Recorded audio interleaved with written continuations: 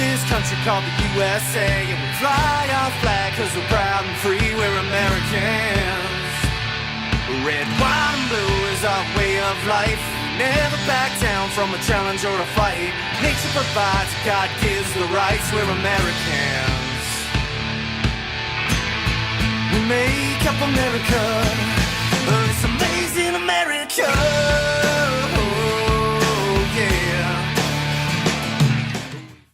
Hey everybody, welcome to the Sgt Frank Show, and today we have a special guest. Her name is Sherry. We met during a active shooter training at Hope College in Boynton Beach. Sherry was sharing her story about being shot in a home invasion when she lived in Miami. Sherry, welcome to the show. Hello, how you doing? Very good, very good. And I'm on location. I'm driving back from North Florida. And I think the instructor asked if anybody had ever been shot or knew somebody that was shot, and you said, I was shot 3 times. You kind of took me by surprise. Really? Yeah, really, because I have to tell you, in 24 years of law enforcement, I've never had anybody in one of my classes say they were actually shot. Now, can you take us back through what happened? How old were you when this happened? I was 17. I was close to being 18. I had 2 little girls living with me at the time, which was my 2 daughters. And I was living in a location of Miami on 36th Street and 7th Avenue. Not too far from Overtown. Kind of walk us through the day. So where were you? What exactly was going on? What time of day was it? I couldn't tell you exactly, but I know it wasn't nighttime.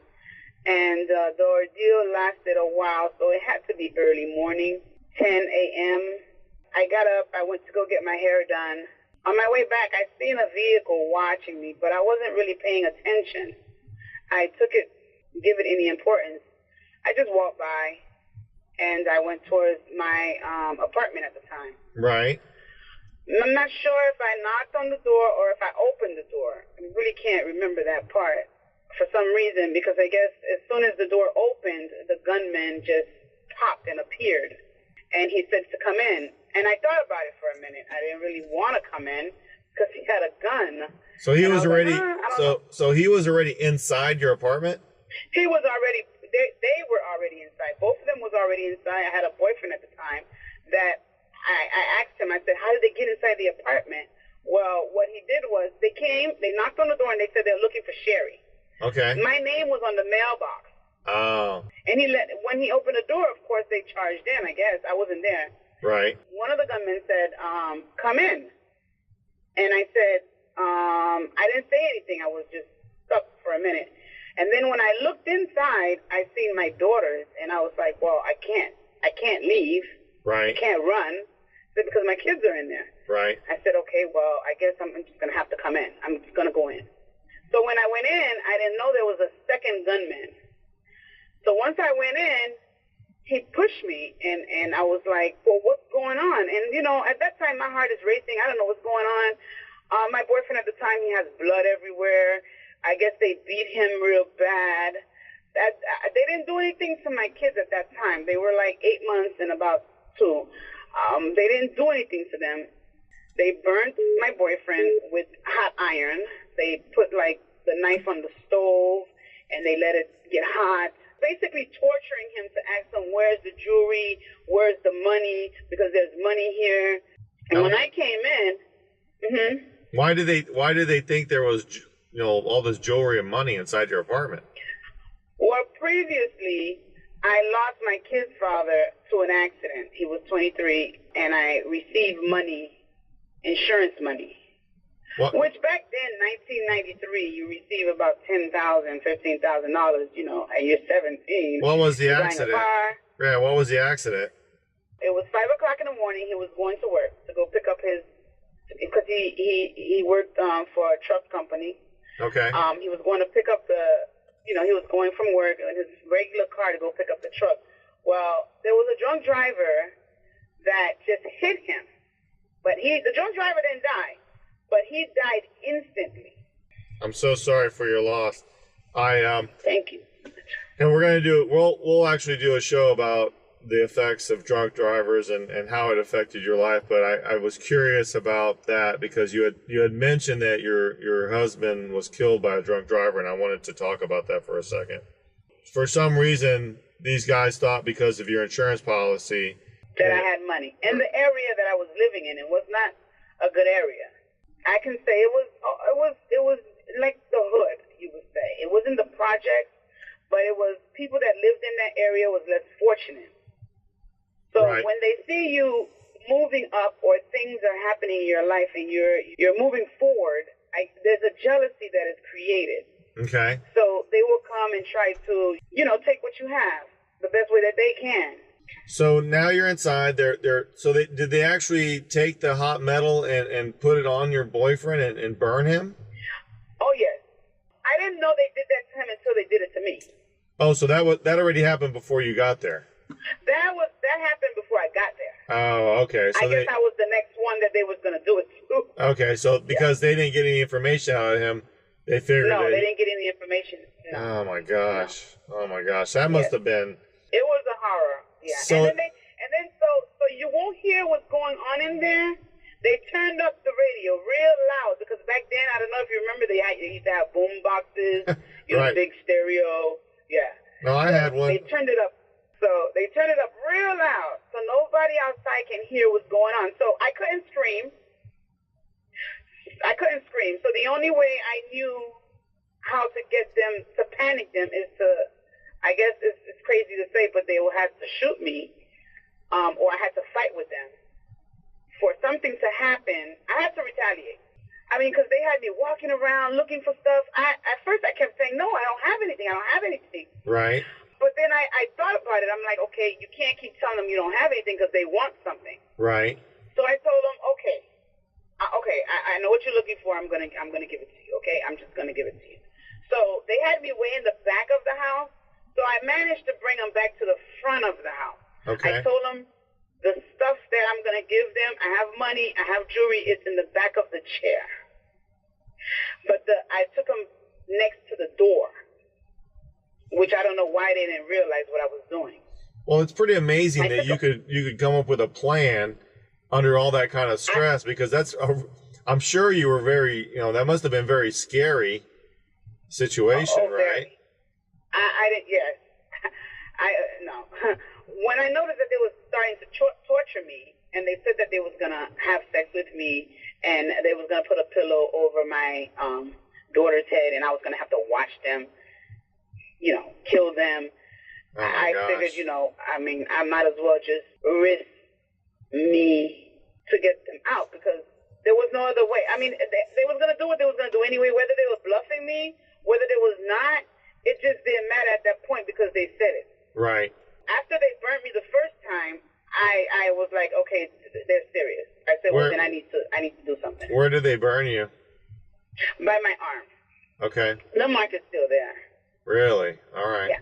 They burned me. They put the knife on the stove, and then they started to. Yeah. Man. So I managed to bring them to the front of the house, to the front door, and I was like, I said, help me pull the couch because the stuff is, and I was trying to distract them. I was like, okay, help me pull the couch. It's behind the couch. They were like, and then the other guy said, I don't think it's there. They said, we searched around here already. I said, no, but you don't understand. It's underneath. And then when they went to go check with me, that was the time I just opened the door. I tried to open the door, but there was one in front of me. He pushed the door closed, and that's where the confrontation started. I started fighting with him. But he was like not even 2 feet away from me. He was like not even. He was right there, right in front of me. And the other one jumped on the couch, and he had the gun to my head. And he was like, if you don't stop, I'm going to shoot you. And the other one kept saying, shoot her, just shoot her, just shoot her. And I was like, I kept hearing a lot of stuff, but I just kept fighting because I figured I had to get the door. I was fighting to get the door open because I knew I couldn't scream. Right. So the other one that was in front of me just stood out. He couldn't even extend his arms to shoot me because it was so close. But he shot me the first time. I didn't feel anything. I just heard it, and I seen the fire. It's like a little fire, spark came out of it. Out of the gun. And then, yes, out of the gun. And then I kept fighting him. It's like, I didn't know he shot me, but I know that he was shooting. And then he did it again. But he did it twice this time. And then it's like a voice said to me, just play dead. It literally, it's like it said, play dead. You know, so then I dropped myself and I heard them saying, let's go, let's go, let's go. And they dashed out. But for a minute there, while my eyes was closed, it's like I seen the, like, dark. It was real dark. And it's like I was walking towards something. It was like a light, way, like, really far from me. But I was walking towards the light. And then all of a sudden, I woke up. Because my boyfriend came. He's like, are you okay? Are you okay? And then I woke up, and I could hear the kids crying, and I ran outside. When I ran outside, there was a neighbor there. And then the neighbor just looked at, because remember, they had me naked. They had me with no clothes on. Because I guess their intentions was, if I had no clothes on, I wouldn't try running. Okay. So I went outside, and then the neighbor must have seen blood or seen something. At this point, I still didn't really think that I was shot, but I knew that I was getting weak. So when I went outside, I looked at him, and I must have told him to call the police, because once he had seen me, and I looked at him, I said something, and I seen him run back to his place, and I collapsed. The next time I woke up again, I was in the hospital. So when they first shot you, you went to the ground. You didn't fall. No, not the first time. The first time they shot me, the first bullet, I kept fighting. Okay, and then my intentions was to open the door. Right, and then they shot you 2 more times. Now, did the shooting make you go to the ground, or did you go to the ground on your own? I went to the ground on my own. Okay, because I just knew if I didn't, they were going to keep shooting you. Okay, so yeah, they was keep shooting. So you went down to the ground. You closed your eyes to make them think that you died, and then when your eyes were closed, that's when you saw this white light, and you were walking towards a white light.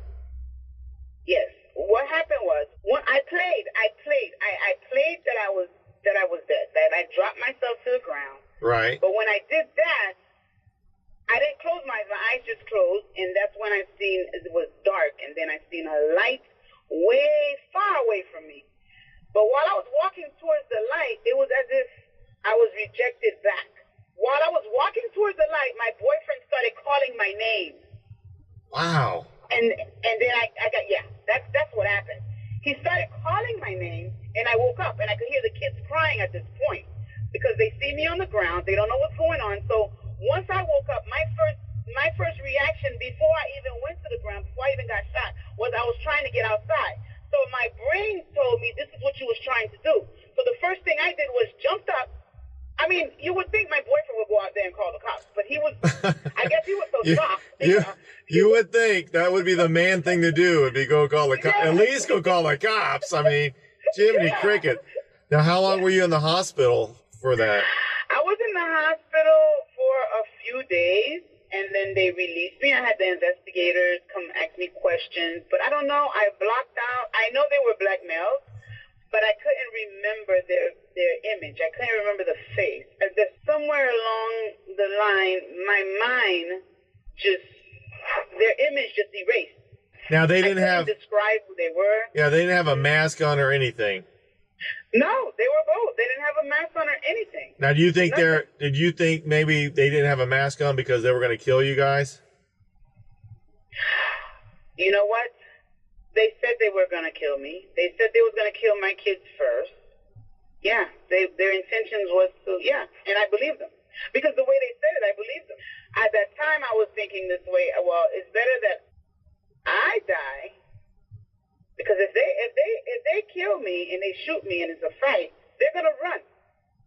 Because the noise. Because remember what they said. They said they was going to put a pillow. They knew what they were talking about. They was going to put a pillow over my kid's head, and I was going to watch them. Man. Kill them. That's horrible. And then they said they was going to have sex with me, and then they was going to kill the boyfriend, and then they was going to kill me last. Wow.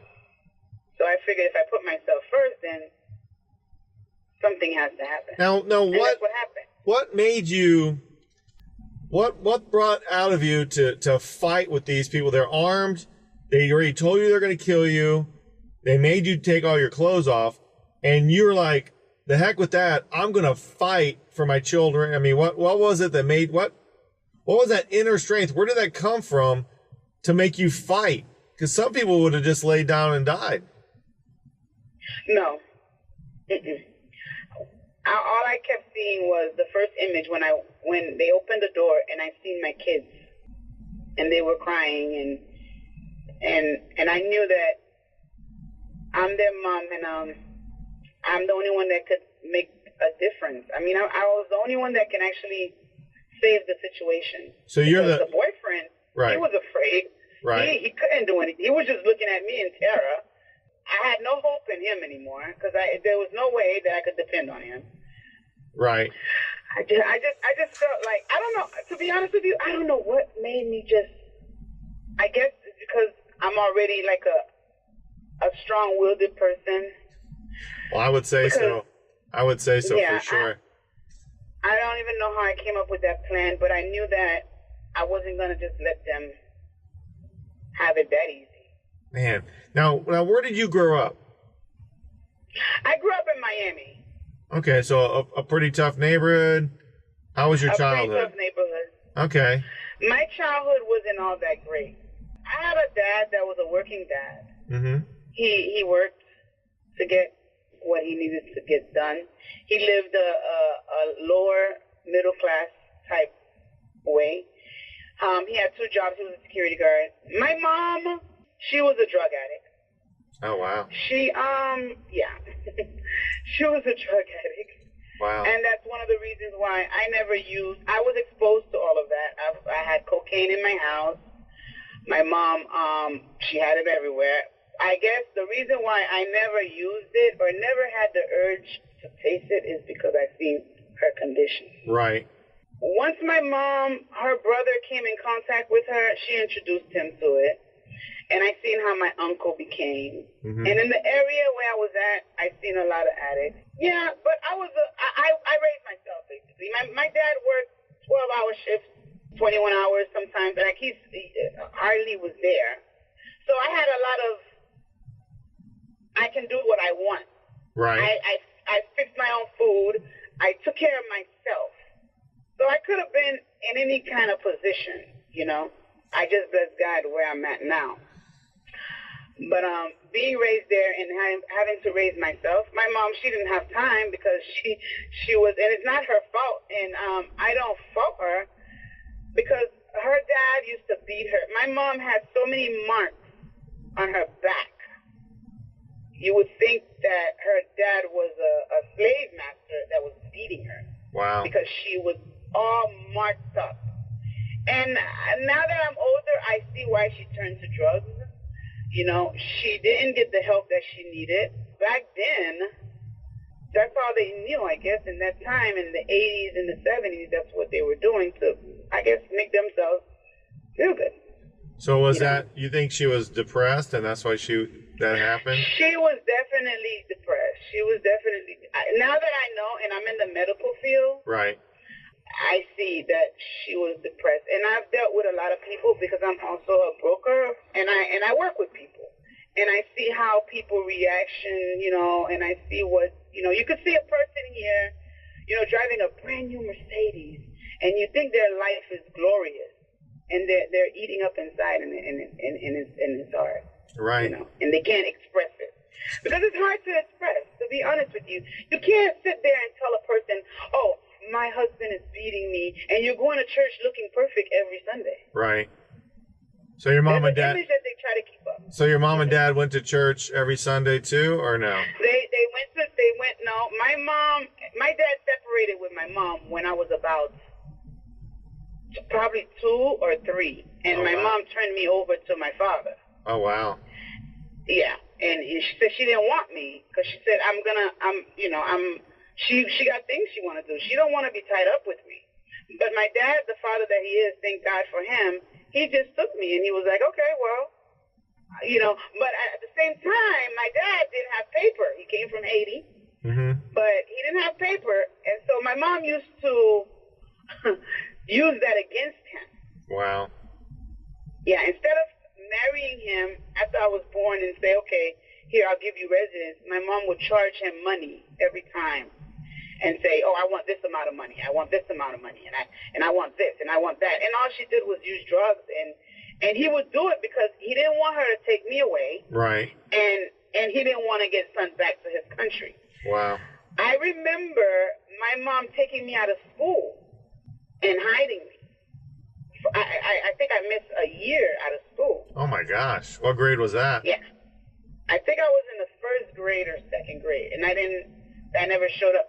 But my mom, I said to her one time, I think I was about 9 or 10, I said to her, I said, you know, I love my dad, and she just lost it. She took the heels of her shoes, and I don't know if she realized where she was going. But then she started beating me with it. Oh my gosh. And the thing is, the heels back then, they had metal. Right. There were real heels. And man, she actually busted my head open like 4 different places. Oh my and gosh. blood was coming down. And my grandmother said, "You're gonna kill her." And my mom didn't realize it was dark. It was at nighttime. But she was at a rage, and she just... Was she high on drugs at the time, you think? Yeah, she was on drugs. Yeah, she was on drugs. Oh, my gosh. She was on drugs. Yeah, she was on drugs, definitely. The next day, my dad came around to come see me, because he always would come see me. Right. Because she would try to take me all the time. And when my dad came, my dad was like, "What's wrong with your hair?" I said, "Nothing." But the blood was in my hair. It came out my head, but it was in my hair. So it dried up. Wow. And they didn't want me to wet my head because, so water wouldn't go inside I don't know. I mean, they knew what they was doing. My grandmother said, "No, you can't wash your hair." Like, I couldn't wash my hair. So the blood was in my hair. So it had to stay like that. So my dad was like, "But why you didn't comb your hair?" I said, "I can't." And that's when I told him what happened. And I said, I'm gonna tell my teacher. And my dad said, "No. Don't say anything. It's okay. I'm going to try to take you." I said, "But you can't, because she keeps coming in and taking me." And then I went to school. He took me to school. My dad always tried to make sure I stayed in school, but she would always take me out. Right. I mean, he took me to school, and while I was sitting there, the teacher probably noticed something. And she said, "What? Are you okay?" The blood started smelling. Oh, my gosh. So she realized, she's like, she took me outside the classroom. And she said, "What's in your hair?" I said, "I don't know." How old were said, you? "Sherry, How old were you when that happened? I was at that time, I was 9, about 9. I don't think I was even 10. I had to be anywhere from 8 to 10. But then again, that's how she was raised. My mom is now, I know she did abuse me, but that's because she was being abused. Now, did your dad finally get citizenship and he didn't have to worry about your mom holding that over his head? He did finally get citizenship, and once he got it, I was with him permanently. Okay. And did you still visit your mom, or was that pretty much over once that happened? No. When I became a teenager, I still went, and I went to go see her, and I used to see her condition. It hurt me. I'm sure. Yeah, I mean, she's my mom, you know what I mean? Right. And as I got older, I realized the men that she was getting, they were always beating on her. Man. So that's all my mom knew. Right. So it was a cycle of abuse. Her. I think they call that a cycle of abuse. Did she beat? Exactly. Did she beat your dad? She abused my dad. Yes. She threw a hot pot of grist on my dad. Oh my God. And my dad was burnt all in his arm. One time they were arguing. She threw a rock on his knee, and he had to live with that for the rest of his. He always complaining about that. Man. So you're a young girl watching all this. When you were faced with this horrific attack inside your house during the home invasion, you were like, "No, I've been through a lot of stuff already. Yeah, go ahead and point your gun at me. I'm going to fight for my kids' lives. You don't know who you're messing with. You know, I've survived all this as a child. Now you think you're going to point a gun at me and scare me? You don't know who you're messing with. And you I said, never thought of it that way. I mean, and you're like, forget you, and you fight these guys, and they shoot you 3 times, and you live through that, and then you still go outside, and you're like, well, I'll call the police myself because my boyfriend can't do it for me. Exactly. That's what I said. I'm like, really? Oh my gosh, Sherry. They show superheroes on TV. They got nothing on you. They got nothing on you. Super Sherry. My God. And your attitude is unbelievably positive all the time. Yeah. I mean, I've only talked to you a few times, but you're a broker, you're a nurse, and you're training for more nursing degrees and certifications. Yes. You're a hard worker, you're a mom, you're a survivor, you're a fighter, and you want to make a difference in the world. And I'm from the hood. And she's from the hood. My gosh. Now I don't live in the hood anymore, though. I got a nice house. I can't believe you moved out. Why would you move out? I mean, all that fun stuff you got to enjoy. So let me ask you, on a serious note, you're a mom at a young age, and you come home from getting your hair done, and these 2 guys think they're going to steal from you and kill you, and you're like, no, I don't think so. Not that easy. Obviously, it's not that easy. I mean, they shot you 3 times, they didn't kill you, and then what amazes me is you go outside to go get help, which is a whole other thing, and call the police. So now you're in the hospital, the police and the detective show up. What happened next? Well, they were asking me questions. Some of them I could not answer. They had brought a lineup. I couldn't really identify the people. I couldn't identify the gunmen because I don't know. I just couldn't identify them for some reason. Only thing I had was they were black. That's all I could. That's all I can. I couldn't say how their eyes were. I couldn't say how their lips were. I don't know. I just somewhere it blinked. And what was the majority of the people that lived in your neighborhood? Oh, definitely black. So black that probably made Spanish. it even so black and Spanish. So that probably made it really hard to try to find somebody that. Okay. Yeah, I could say 70% black and 30% Spanish. Now, I think you said to me before we actually started the show, but they stole your car too? Yeah, they took the car. They never recovered the car. I don't know what happened. They never recovered the car. This was a while back. 1994, I think, or 95. Yeah, it's been a while. This happened a while back. So what police agency was it that came to the call? Do you remember? Miami-Dade all right. County. City of Miami. City of Miami. Yeah. Okay.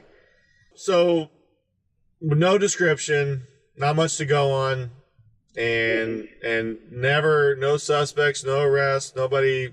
They never came back. The officers never even followed up with me. Wow. Yeah.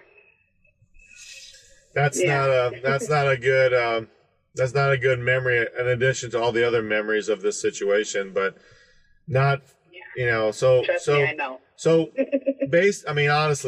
obviously you could say you're not going to hurt my feelings.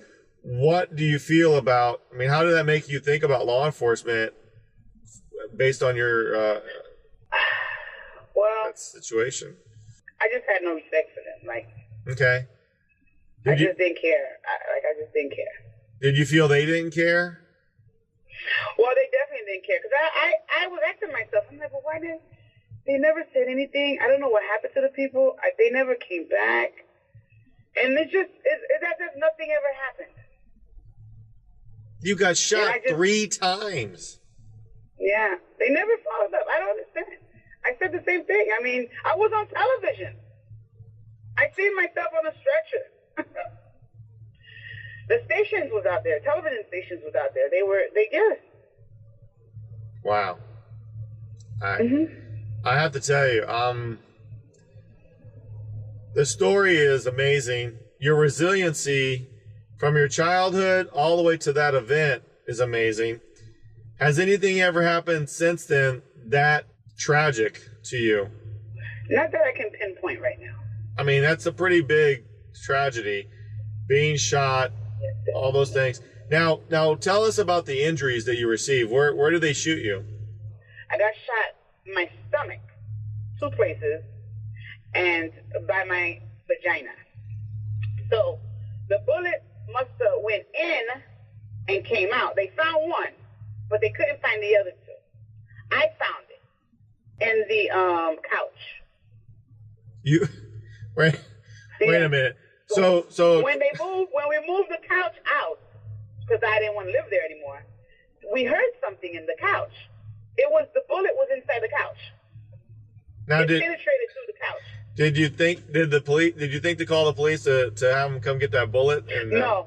Because by then you didn't trust them at that point, I guess. No, I didn't. I knew that they never contact me. I was like, why waste time? It didn't even dawn on me. Wow. It didn't dawn. No, it didn't dawn on me.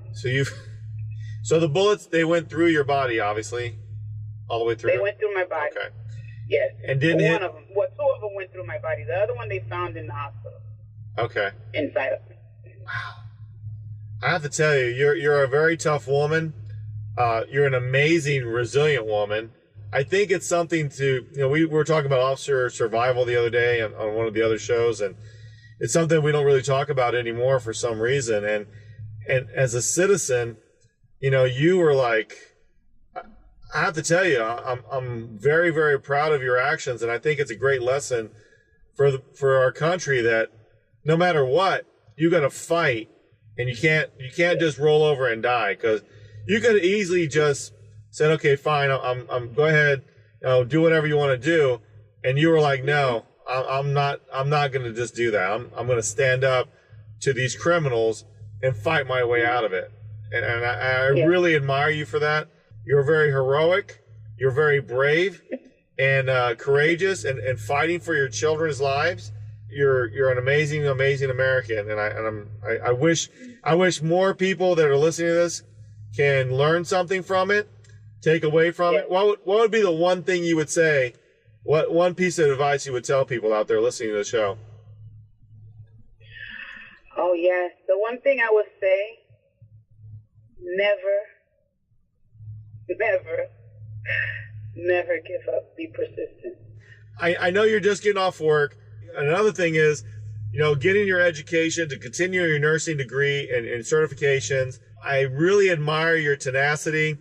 We're going to have you on the show again because I think we need to have some callers come in to ask you questions about your event, because I think it's really amazing.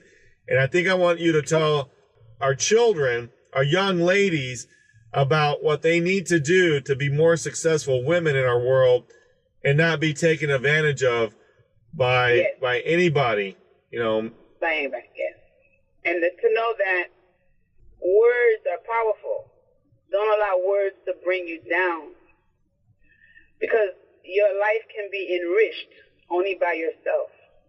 Don't wait on someone to push you to do anything. You do it for yourself, and you push yourself. Great. And success is for you. You can do whatever you want. Great advice from Sherry. I didn't put your last name, but from Sherry. It's not muscle, it's mentality. But Sherry has both. She's a fighter and she's smart. So yes, thank you so much for being on our show. I have to tell you, I didn't realize your story was so deep and so powerful, to tell you the truth. And I'm so pleased that you were able to take some time after working 12 hours to tell us your story, to share it with America, that, we need more Americans like you, because you are an amazing American, Sherry. And Thank you. I am so proud to know you and meet you. And I really think that we need to get more people to listen to this, because we need to, share this with more people. Share Sherry's story. We really appreciate you taking your time out today. Have a great day. Get some rest, and we will talk soon. All right. Thank you, and you have a great day. Thank you for having me. Thank you very much. There is nothing good about going selling drugs. The money don't mean nothing when you're harming everyone.